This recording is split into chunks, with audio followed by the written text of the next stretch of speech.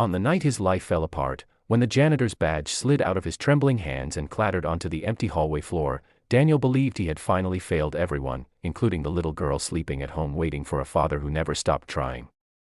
What he didn't know was that before the sun rose, the sky above his town would thunder open, and 3 helicopters would descend, shaking the earth as men in uniforms jumped out screaming the words that would rewrite his destiny forever: "We need you."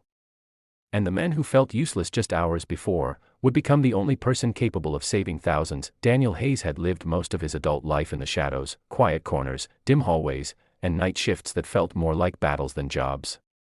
At 42, he had become a ghost of a man who once dreamed big. Now he pushed a mop, emptied trash bins, and prayed no one noticed the exhaustion in his eyes. But every night, when he opened the front door of their tiny rented apartment, a 6-year-old girl with mismatched pajamas would crash into his legs with a smile bright enough to blind his pain. Her name was Emma, and she was the reason he kept breathing. That night was supposed to be just another shift. Another quiet hallway. Another whisper of, "Almost there, kiddo, Daddy's gonna get us through." But the universe had other plans. Daniel's supervisor, Mr. Caldwell, waited for him at the time clock, twisting his wedding ring and refusing to meet his eyes. That was how Daniel knew, before a single word was spoken, that something was wrong. "Dan, corporate is cutting positions," Caldwell said softly. "I fought for you. I swear I did. But tonight is your last shift."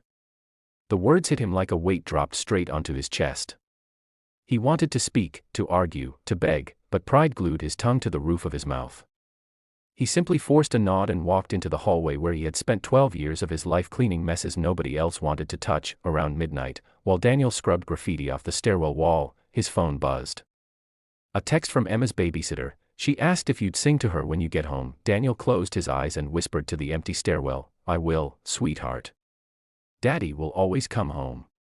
But as he stood there, shoulders heavy, sorrow thick in his throat, another sound interrupted the quiet, a mechanical hum, strange yet familiar, drifting through the cracked window of the stairwell. He didn't pay attention at first. The world was full of noises that didn't concern him. He worked until the last minute of his shift, handed in his badge, and stepped out into the cold night air. No job. No security. No idea how he would pay rent in 2 weeks. The sound grew louder. A strong wind hit his face. He looked up. 3 silhouettes in the sky, fast, approaching, powerful helicopters. Bright spotlights swept across the parking lot like searching eyes, and Daniel stood frozen as the machines descended, blowing leaves, dust, and even his hat across the pavement. The doors flung open. Men in dark uniforms jumped out, sprinting toward him.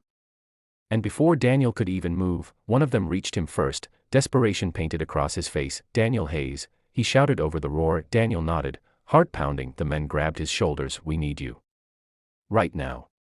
For a moment, Daniel wondered if this was some cruel joke, some mistake.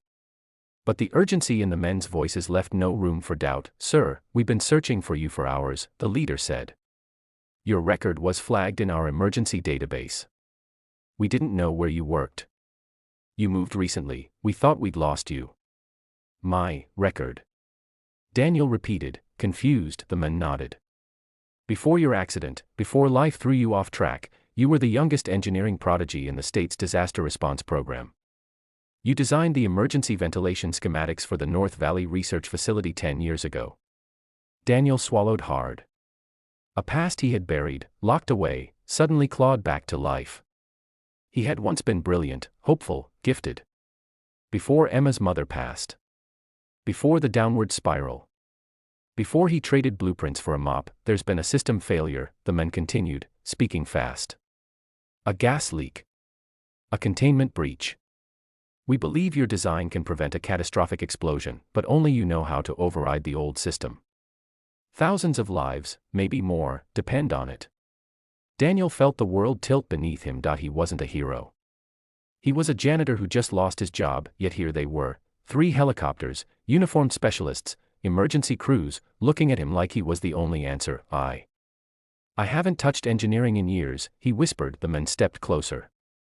"Sir, you might be the only one who still knows how the original safety system works. We're out of time. Please."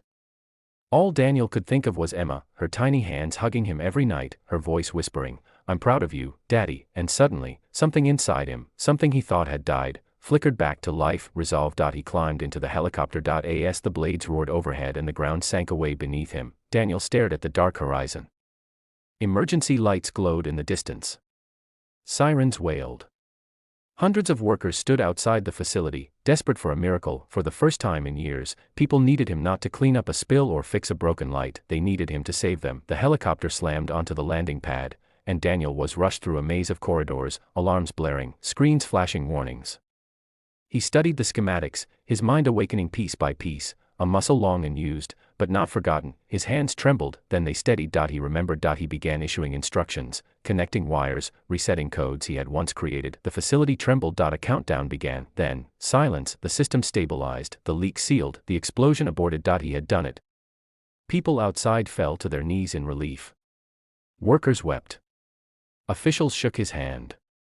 Radios crackled with, "The system is safe." Repeat, "Safe." But all Daniel wanted was to get home. When he returned to his apartment, Emma was still awake, clutching her stuffed rabbit on the couch. Her eyes drooped, but when she saw him, she sat up and smiled softly. "You came home," she whispered. He picked her up, holding her tight. "Always," he whispered back. She touched his cheek. "Daddy, why do your clothes smell like helicopters?" Daniel laughed for the first time in years as tears streamed down his face, because in one night, the world showed him he wasn't done, not broken, not useless. Needed. By his daughter. By strangers. By himself. And when he tucked Emma into bed, he realized something powerful. Sometimes life breaks you, just to reveal the pieces that were meant to shine.